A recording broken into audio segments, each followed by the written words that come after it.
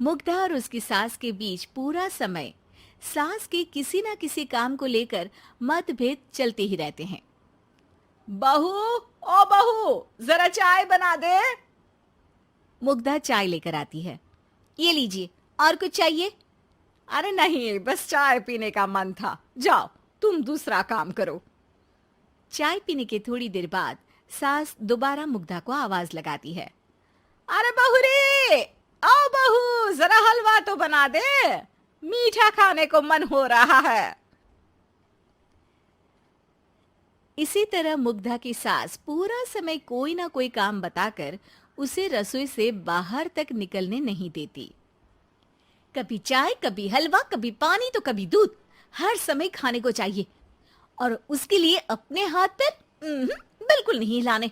परेशान किया हुआ है इन्होंने। सास की जबरदस्ती परेशान करने की आदतों से दुखी मुग्धा एक शाम सचिन के साथ अपने कमरे में बैठी हुई बात कर रही होती है। सुनो जी, मम्मी जी की ये जानबूझकर मुझे परेशान करने की फरमाइशों से मैं बहुत फ्रस्ट्रेट हो चुकी हूँ। पूरे दिन में एक सेकंड का आराम नहीं मिलता। रसोई से बाहर कदम रखती नहीं कि बहू ये बना दे, बहुरी वो बना दे। अरे इनकी फरमाइशें चलती ही रहती है।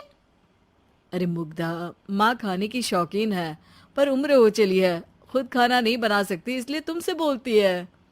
अरे तो शौक भी उम्र देख कर रखने चाहिए ना। समझ में नहीं आता, हर समय फेविकॉल का जोड़ लगाए सोफे से चिपके बैठी रहती है। इतना सब डाइजेस्ट कैसे हो जाता है उन्हें? अरे तुम मेरी माँ से इतनी नफरत कैसे कर सकती हो? मैं उनसे नफरत नहीं करती जी, बस परेशान हूँ। जहां मुग्धा अपने पति से ये सब बोल रही होती है, वहीं उसकी सास भी कमरे के बाहर दरवाजे से कान लगाए सारी बातें सुन रही होती है और अगली दोपहर रसोई में मुग्धा के पास जाती है। बहू, आज ना मेरा कुछ मसालेदार खाने का मन है। तो चाय बना दूं? मुझे बहुत पसंद है। अरे ना, ऐसा कर लिट्टी चोखा बना ले। और हाँ, जितना मसाला बातों में मिलाकर पति को सुनाती हो ना, सब्जी में भी वैसे ही डाला करो, खाना स्वादिष्ट बनेगा। सास की बात सुनकर मुग्धा हैरान रह जाती है।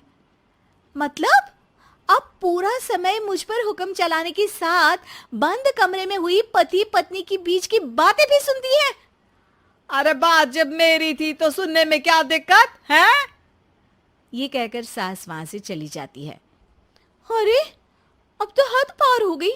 इस तरह से तो ये मेरा जीना मुश्किल कर देंगी। मुग्धा सास की हरकतों से परेशान उसका हल सोचने लगती है और इसी तरह कुछ दिन बीत जाते हैं, जिसमें सास का जन्मदिन आता है। मुग्धा बहुत खुशी के साथ अपनी सास को एंड्रॉइड मोबाइल गिफ्ट करती है। मम्मी, आपको सबसे बात करने के लिए बहुत दिक्कत होती है ना? कभी सचिन तो कभी मुझे बोलना पड़ता है, पर इस मोबाइल से आपको कोई दिक्कत नहीं होगी। एक जगह बैठे बैठे बहुत कुछ कर सकती हैं अब आप। मोबाइल देख सासू माँ खुश हो जाती है, पर उसे इस्तेमाल करना तो आता नहीं, इसलिए साइड में रख देती है। जिसे देख मुग्धा घर का सारा काम छोड़ मोबाइल सेट कर सास को इस्तेमाल करना सिखाने लगती है, जिसके बाद अब सास पूरा समय मोबाइल में ही लगी रहती है। हाय, जब से मम्मी को मोबाइल मिला है मेरी लाइफ में कितनी शांति आई है। अच्छा है, इसी तरह बिजी रहे तो मैं भी सुकून की जिंदगी जी पाऊंगी। अब मुग्धा जब मन करे काम करना, जैसा चाहे वैसा खाना बनाकर खाना, पूरा समय रिलैक्स और खुश रहने लगती है।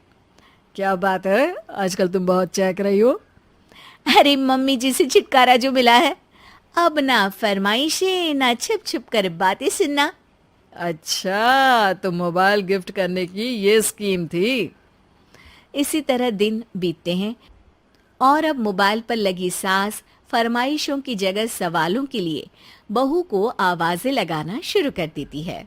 अरे बहू, सुन तो, देख जरा किसी का फोन क्यों नहीं मिल रहा? रिचार्ज खत्म हो गया है, पर अभी 4 दिन पहले ही तो मैंने किया था। इतनी जल्दी कैसे खत्म हो गया? अरे मैंने कल तेरी कनाडा वाली मौसी सास से 3 घंटे बात की थी ना। क्या? इतना महंगा तो मोबाइल भी नहीं आया जितना महंगा इसका रिचार्ज पड़ रहा है।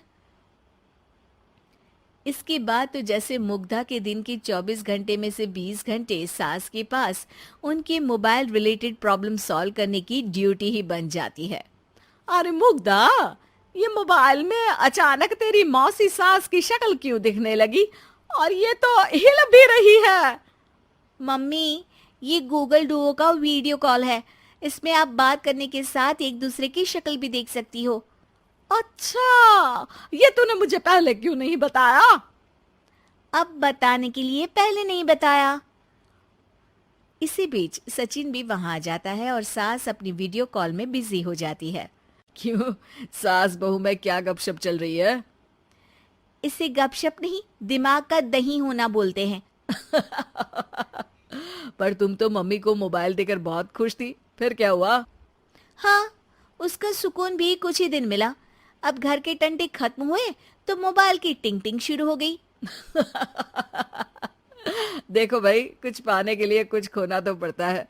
आखिर तुमने मोबाइल अपने फायदे के लिए ही तो दिया है, तो फिर सवालों के जवाब भी देने पड़ेंगे, क्योंकि जब तक उनके हाथ में ये फुंथरू रहेगा, तुम्हारी लाइफ में प्राइवेसी और सुकून रहेंगे। कहने का मतलब है अगर इससे प्यार बढ़े तो दाग अच्छे हैं। अरे मुझे पहले दिन से ही पता है मोबाइल किस मकसद से दिया गया।